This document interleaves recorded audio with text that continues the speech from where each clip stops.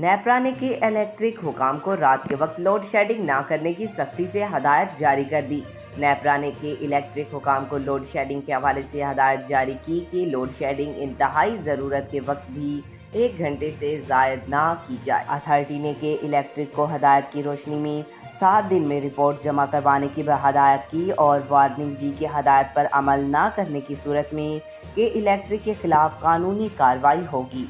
22 जुलाई को Sindh high court में शदीद गर्मी के दौरान बिजली की लोड शेडिंग के खिलाफ दरख्वास्त पर समाअत हुई थी।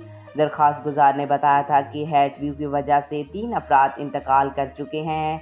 दरख्वास्त गुजार बर वक्त बिल्स अदा करते हैं, लेकिन फिर भी 12-12 घंटे लोड शेडिंग है।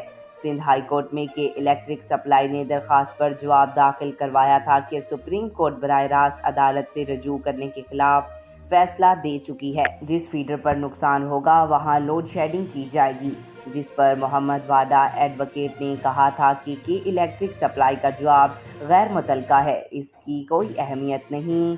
दरख्वास्त गुजारों ने पहले ही नेपरा से शिकायत दर्ज कर रखी है। नेपरा ने शिकायत पर ताहाल कोई फैसला नहीं किया। वकील दरख्वास्त गुजार का कहना था कि इलेक्ट्रिक सप्लाई के मुताबिक मुतल्लका फीडर नो लाइसेंस में आता है। जब फीडर नो लाइसेंस में है तो फिर लोड शेडिंग क्यों हो रही है कि इलेक्ट्रिक पॉलिसी के खिलाफ वर्जी कर रही है और नेपरा कार्रवाई नहीं कर रही। दरख्वास्त गुजार ने कहा कि नेपरा और के इलेक्ट्रिक सप्लाई के गठजोड़ की वजह से शहरी मुश्किलात का शिकार हैं।